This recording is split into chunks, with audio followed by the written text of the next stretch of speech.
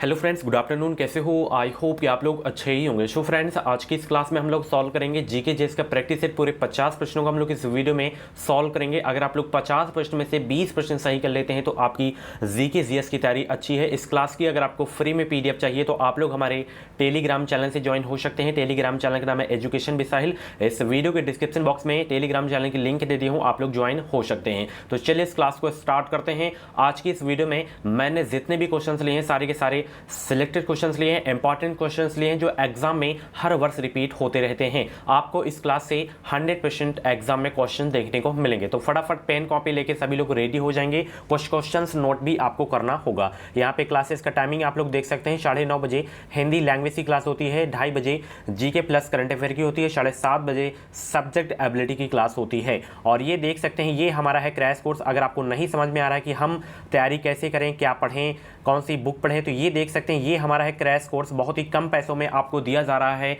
BEd प्रवेश परीक्षा का पूरा मटेरियल। हजारों स्टूडेंट परचेज कर चुके हैं, वो लोग बेहतरीन तैयारी कर रहे हैं। तो अगर आपको भी सरकारी सीट लेना है तो ये हमारा क्रैश कोर्स आप लोग ले सकते हैं। 149 रुपए में आपको मिल रहा है। Hindi, GK, reasoning, subject ability के 5000 से ज़्यादा टॉपिक वाइज ऑब्जेक्टिव क्वेश्चंस आपको देखने को मिलेंगे। 490 पेज की पीडीएफ है। इसमें आपको सभी सब्जेक्ट के क्वेश्चन देखने को मिलेंगे। साथ ही इसमें आपको 10 ईयर के प्रीवियस पेपर्स भी आपको देखने को मिलेंगे। कैसे परचेज करना है इस नोट्स को, वीडियो के डिस्क्रिप्शन बॉक्स में लिंक दे दिया हूँ, उस लिंक पे आपको क्लिक करना है। उसमें आपसे नाम, मोबाइल नंबर, ईमेल आईडी आपसे पूछा जाएगा। उसके बाद 149 रुपये का पेमेंट करना है। जैसे ही आपका पेमेंट सक्सेसफुल होता है उसके बाद डाउनलोड का ऑप्शन है, आप लोग पीडीएफ को डाउनलोड कर लीजिएगा। बेहतरीन तैयारी आप लोग स्टार्ट कर दीजिए। कुछ डाउट्स वगैरह हो तो आप लोग कमेंट बॉक्स में अपना डाउट क्लियर कर सकते हैं। बहुत ही हेल्पफुल रहेगा आपकी तैयारी में। चलिए, सबसे पहला प्रश्न आ गया है और जो कि बहुत ही इंपॉर्टेंट क्वेश्चन है। अगर आप लोग फर्स्ट टाइम इस क्वेश्चन को देख रहे हैं तो स्टार लगा के इस क्वेश्चन को नोट कर लीजिएगा कि भारत की नई राष्ट्रीय शिक्षा नीति की घोषणा किस वर्ष की गई थी। बहुत ही इंपॉर्टेंट क्वेश्चन है। भारत की नई राष्ट्रीय शिक्षा नीति की घोषणा किस वर्ष की गई थी? 1986 में घोषणा की गई थी। ठीक है, ऑप्शन इसका बी वाला बिल्कुल करेक्ट हो जाएगा। इस प्रश्न को जरूर से जरूर आप लोग नोट करिएगा। चलिए अगला प्रश्न देखिए। यहाँ पे निम्नलिखित में से कौन सा संविधान संशोधन यह कहता है कि ग्राम पंचायत में 1/3 सीटें महिलाओं के लिए आरक्षित होनी चाहिए? 81वां या 84वां या 71वां या 73वां? निम्नलिखित में से कौन सा संविधान संशोधन यह कहता है कि ग्राम पंचायत में 1/3 सीटें महिलाओं के लिए आरक्षित होनी चाहिए?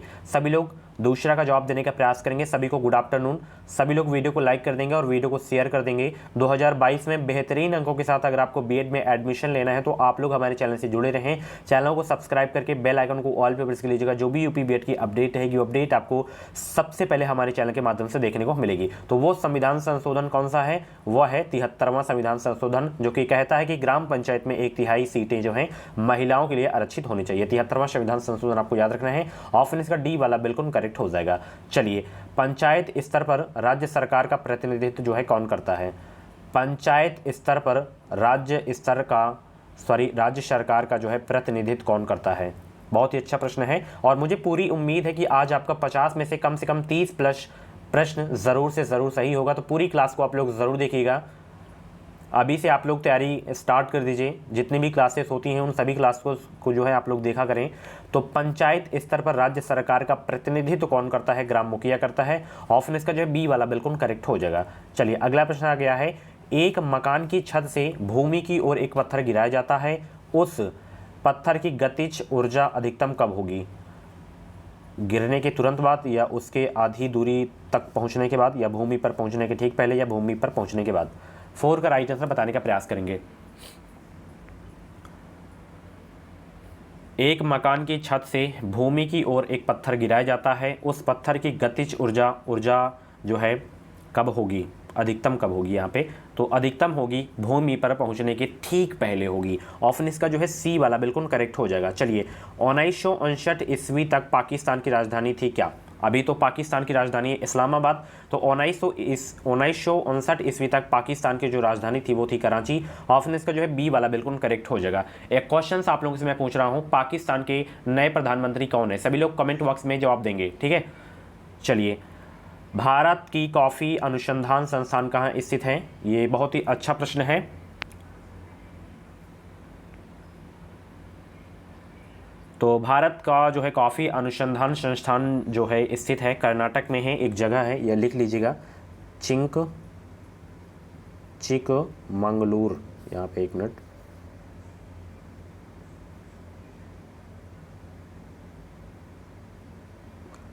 ठीक है, ये कर्नाटक में है चिकमंगलूर, ठीक है, इसमें जो कि कोई ऑप्शन में नहीं दिया गया था। ओके, चलिए, किस कारण से स्टोन कैंसर होता है, सभी लोग जवाब देने का प्रयास करेंगे। किस कारण से स्टोन कैंसर होता है? मैं आपको बता दूं, अम्ल वर्षा से जो है स्टोन कैंसर होता है। ऑप्शन इसका ए वाला बिल्कुल करेक्ट हो जाएगा। बहुत ही इंपॉर्टेंट क्वेश्चन है आपके एग्जाम के लिए। बीएड की ऑथेंटिक अपडेट पाने के लिए आप लोग हमारे चैनल से जुड़े रहें। कुछ भी डाउट्स अगर आपके मन में है बीएड से संबंधित, तो आप लोग आराम से कमेंट बॉक्स में पूछ सकते हैं, मैं सभी का जवाब दूंगा। अगला प्रश्न तो बहुत ही इंपॉर्टेंट है कि सूचना का अधिकार अधिनियम किस वर्ष पारित हुआ था? सूचना का अधिकार अधिनियम किस वर्ष पारित हुआ था? 2005 में पारित हुआ था सूचना का अधिकार अधिनियम। ऑप्शन इसका जो है बी वाला बिल्कुल करेक्ट हो जाएगा। चलिए, बैटरियों में जो है कौन सा एसिड जो है स्टोर किया जाता है? बहुत ही अच्छा प्रश्न है। बैटरियों में जो है कौन सा एसिड संग्रहित या स्टोर किया जाता है? सल्फ्यूरिक एसिड स्टोर किया जाता है बैटरी में। बहुत ही अच्छा प्रश्न है, ए वाला बिल्कुल करेक्ट हो जाएगा। ठीक है, सभी लोग हर क्वेश्चन का जवाब देते हुए चलेंगे। ठीक है, पूरे 50 के 50 प्रश्न आपको सॉल्व करने हैं। लास्ट में आप लोग अपना नाम स्कोर कमेंट बॉक्स में जरूर देगा। ठीक है, फूल गोभी के पौधों का उपयोगी भाग कौन सा होता है? जो फूल गोभी होता है तो उसमें हम लोग फूल गोभी के कौन से भाग को जो है उपयोग में लाते हैं? ताजा पुष्प समूह को। ठीक है, ऑप्शन इसका सी वाला बिल्कुल करेक्ट हो जाएगा। चलिए, अगला प्रश्न आपकी स्क्रीन पे आ गया है। कनिष्क कब राज्य सिंहासन पर आरूढ़ हुए थे? कनिष्क जो है कब राज्य सिंहासन पर आरूढ़ हुए थे? 108 ईस्वी में, 78 ईस्वी में, 58 ईस्वी में या 128 ईस्वी में? तो कनिष्क जो है कब राज्य सिंहासन पर आरूढ़ हुए थे? 78 ईस्वी में। ऑप्शन इसका जो है बी वाला बिल्कुल करेक्ट हो जाएगा। चलिए, अकबर के समय मुगल सूबों प्रांतों की यानी कि संख्या जो है 15 थी, जो औरंगजेब के समय बढ़कर कितनी हो गई थी? 15 से कितनी हो गई थी? तो 15 से बढ़कर जो है 21 हो गई थी। ऑप्शन इसका सी वाला बिल्कुल करेक्ट हो जाएगा। चलिए, अंतिम रूप से जजिया कर समाप्त करने वाला मुगल बादशाह था कौन? अंतिम रूप से जजिया कर समाप्त करने वाला मुगल बादशाह था कौन? 13 का जवाब देने का प्रयास करेंगे। 13 का जवाब देने का प्रयास करेंगे। अंतिम रूप से जजिया कर समाप्त करने वाला मुगल बादशाह था मोहम्मद शाह रंगीला। ऑप्शन इसका जो है डी वाला बिल्कुल करेक्ट हो जाएगा। चलिए, कौन सा राज्य योजना बोर्ड के अध्यक्ष के रूप में कार्य करता है? 14 का जवाब देने का प्रयास करेंगे। कौन सा राज्य जो है योजना बोर्ड के अध्यक्ष के रूप में कार्य करता है? आंसर सोचने का अगर आप लोगों को ज़्यादा समय चाहिए तो आप लोग वीडियो को रोक भी सकते हैं। फ्री सीट लेना है तो आप लोग हमारे चैनल से जुड़ जाएं, सब्सक्राइब करके बेल आइकन को ऑल पे जरूर प्रेस कर लीजिएगा। जितना मैं मटेरियल आपको दे रहा हूं बस आप लोग उतना ही करते चलें। कौन सा राज्य योजना बोर्ड के अध्यक्ष के रूप में कार्य करता है? वो है मुख्यमंत्री। ऑप्शन इसका जो है बी वाला बिल्कुल करेक्ट हो जाएगा, जो कि अध्यक्ष के रूप में कार्य करता है। मछली का एयर ब्लैडर यानी कि वायु आशय किस रूप में कार्य करता है? सभी को पता होगा। मछली का एयर ब्लैडर जो है किस रूप में कार्य करता है? तो सहायक श्वसन अंग और द्रव एस्थेटिक अंग के रूप में जो है कार्य करता है मछली का एयर ब्लैडर। ऑप्शन इसका सी वाला बिल्कुल करेक्ट हो जाएगा। चलिए, नेक्स्ट क्वेश्चन आपकी स्क्रीन पे आ गया है। श्री अरविंद को किस मामले में गिरफ्तार किया गया था? श्री अरविंद को किस मामले में गिरफ्तार किया गया था? 16 का जवाब देने का प्रयास करेंगे। श्री अरविंद को किस मामले में गिरफ्तार किया गया था? तो श्री अरविंद को किस मामले में गिरफ्तार किया गया था? अलीपुर बम मामले के जो है मामले में जो है श्री अरविंद को जो है गिरफ्तार किया गया था, अलीपुर बम मामले के मामले में। ऑप्शन इसका ए वाला बिल्कुल करेक्ट हो जाएगा।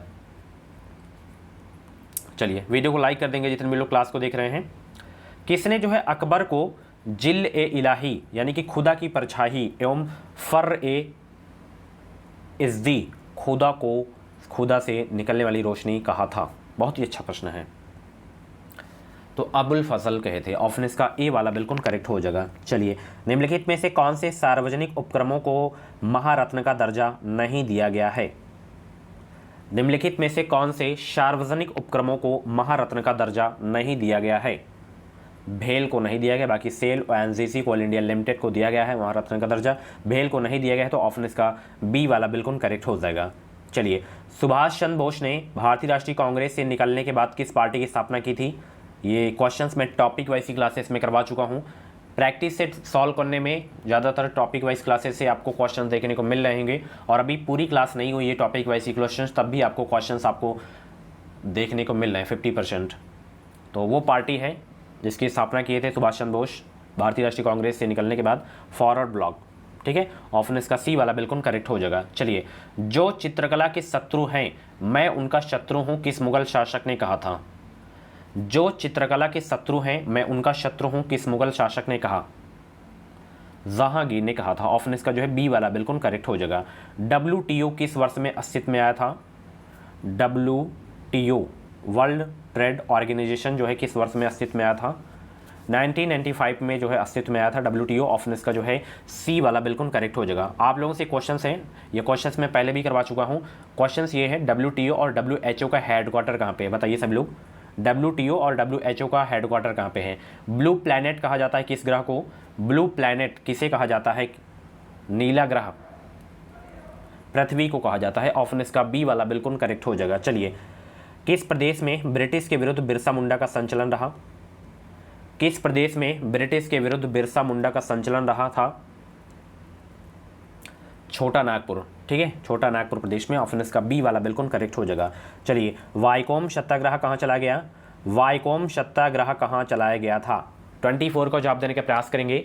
वाइकोम सत्याग्रह कहाँ चला गया था? 24 का जवाब देने का प्रयास करेंगे तो यह जो है चला गया था केरल राज्य में। ऑप्शन इसका ए वाला बिल्कुल करेक्ट हो जाएगा। ओके, चलिए नेक्स्ट क्वेश्चन, गांधी जी के विदेशी वस्तुओं के बहिष्कार के आंदोलन का लक्ष्य क्या था?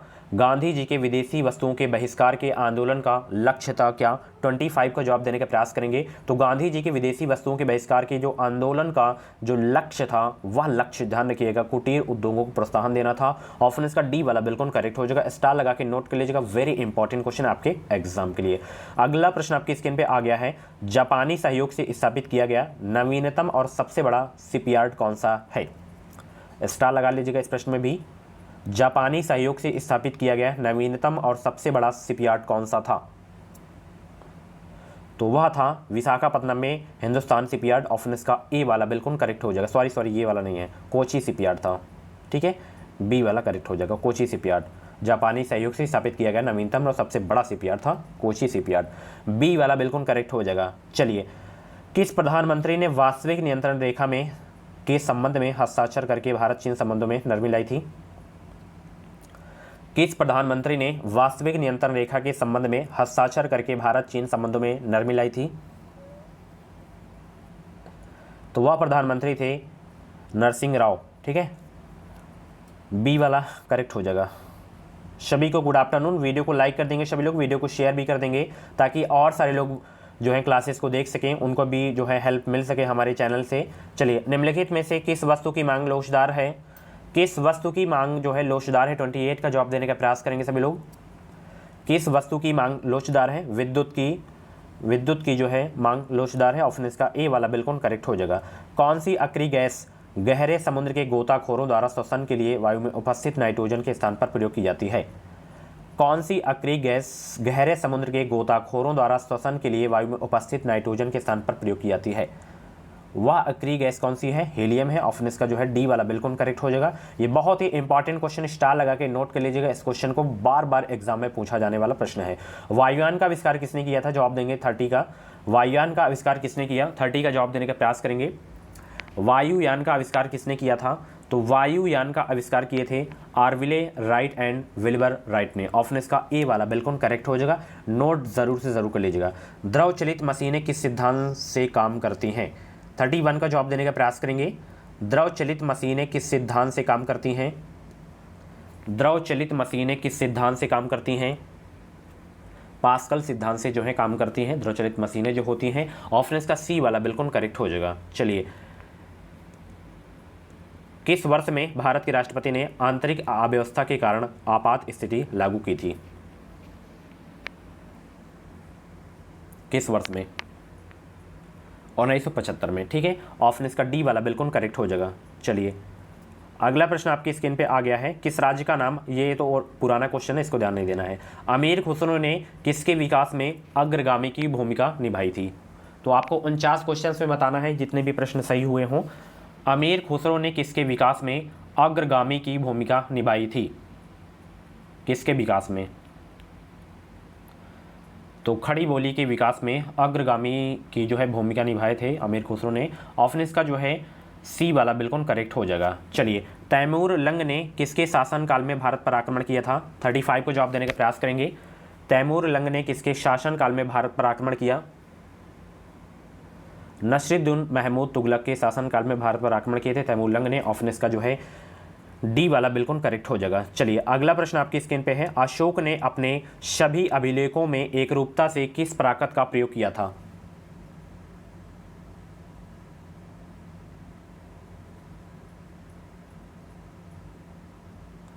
सभी लोग जवाब देने का प्रयास करेंगे।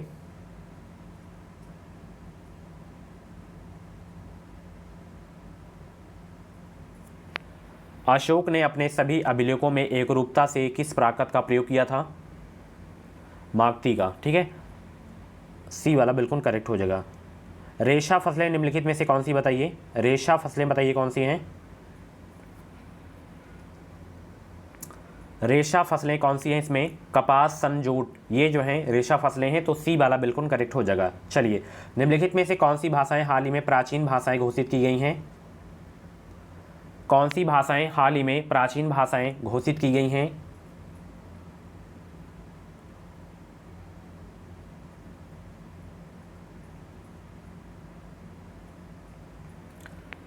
तो वो भाषाएं हैं कन्नड़ और तेलुगु, जो कि प्राचीन भाषाएं घोषित की गई हैं। ए वाला बिल्कुल करेक्ट हो जाएगा। चलिए, भारत का सबसे बड़ा बैंक सभी को पता है भारतीय रिजर्व बैंक है, आरबीआई। ऑप्शन इसका बी वाला बिल्कुल करेक्ट हो जाएगा। जितना भी आरबीआई के बारे में आपको पता हो कमेंट बॉक्स में बताइए।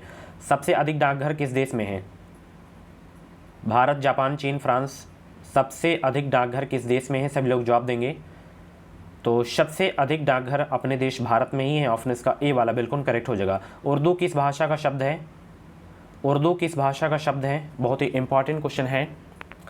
उर्दू किस भाषा का शब्द है? तुर्की भाषा का शब्द है उर्दू। ऑप्शन इसका ए वाला बिल्कुल करेक्ट हो जाएगा। नोट जरूर से करिएगा। अवमूल्यन शब्द का अर्थ क्या है? अवमूल्यन शब्द का अर्थ क्या है? अभी 2 दिन पहले अवमूल्यन के बारे में मैं आपको बताया था कि कितनी बार अवमूल्यन जो है किया जा चुका है भारतीय रुपए का, और कब कब किया गया था ये भी आपको मैं बताया था। तो अवमूल्यन शब्द का जो अर्थ होता है अन्य मुद्रा की तुलना में स्वदेशी मुद्रा के मूल्य को घटाना। ऑप्शन इसका ए वाला बिल्कुल करेक्ट हो जाएगा। आप लोग कमेंट बॉक्स में बताइए कि अभी तक भारतीय रुपए का अवमूल्यन जो है कितनी बार किया जा चुका है। अगर आपको ये भी पता है कि कब कब किया गया है तो ये भी आप लोग बताइएगा। ठीक है, चलिए, भारतीय पुरातत्व सर्वेक्षण ASI निम्नलिखित विभागों मंत्रालयों में से किसका संलग्न कार्यालय है? ASI जो है किस विभाग या मंत्रालय का संलग्न कार्यालय है? तो यह है संस्कृति का। ठीक है, ए वाला बिल्कुल करेक्ट हो जाएगा। कार्बेट नेशनल पार्क किस जिले में स्थित है? तो यह जो है उत्तराखंड के नैनीताल जिले में है। इसका नया नाम रामगंगा नेशनल पार्क भी रखा गया है अभी। ऑप्शन इसका ए वाला बिल्कुल करेक्ट हो जाएगा। निम्नलिखित में से किस मुगल सम्राट को हिंदी गीतों की रचना का श्रेय प्राप्त है? किस मुगल सम्राट को हिंदी गीतों की रचना का श्रेय प्राप्त है? 45 का जवाब देने का प्रयास करेंगे सभी लोग। तो वह मुगल सम्राट है जहांगीर, जिसको हिंदी गीतों की रचना का श्रेय प्राप्त है। ऑप्शन इसका सी वाला बिल्कुल करेक्ट हो जाएगा। निम्नलिखित में से कौन एकाधिकार का एक उदाहरण है? निम्नलिखित में से कौन एकाधिकार का एक उदाहरण है? 46 का जवाब देने का प्रयास करेंगे। निम्नलिखित में से कौन एकाधिकार का उदाहरण है? वो है इंडियन रेलवे यानी कि भारतीय रेलवे। ऑप्शन इसका बी वाला बिल्कुल करेक्ट हो जाएगा। चलिए, रामकृष्ण मिशन की स्थापना किसने की? सभी को पता होगा, स्वामी विवेकानंद ने। ऑप्शन इसका ए वाला बिल्कुल करेक्ट हो जाएगा। चलिए, काली मुद्रा की सबसे जो है मान्य परिभाषा है, काली मुद्रा की जो है सबसे मान्य परिभाषा क्या है? यह वह आय है जिस पर कर अपवंचन नहीं हुआ है। तो डी वाला 48 का सही हो जाएगा। वेदों को अपौरुषेय क्यों कहा गया है? वेदों को अपौरुषेय क्यों कहा गया है? क्योंकि वेदों की रचना देवताओं द्वारा जो है की गई थी, इसलिए वेदों को अपौरुषेय कहा गया है। ऑप्शन इसका ए वाला बिल्कुल करेक्ट हो जाएगा। लास्ट क्वेश्चन, पंजशीर घाटी कहाँ स्थित है? पंजशीर घाटी कहाँ स्थित है? तो पंजशीर घाटी स्थित है अफगानिस्तान में। ऑप्शन इसका बी वाला बिल्कुल करेक्ट हो जाएगा।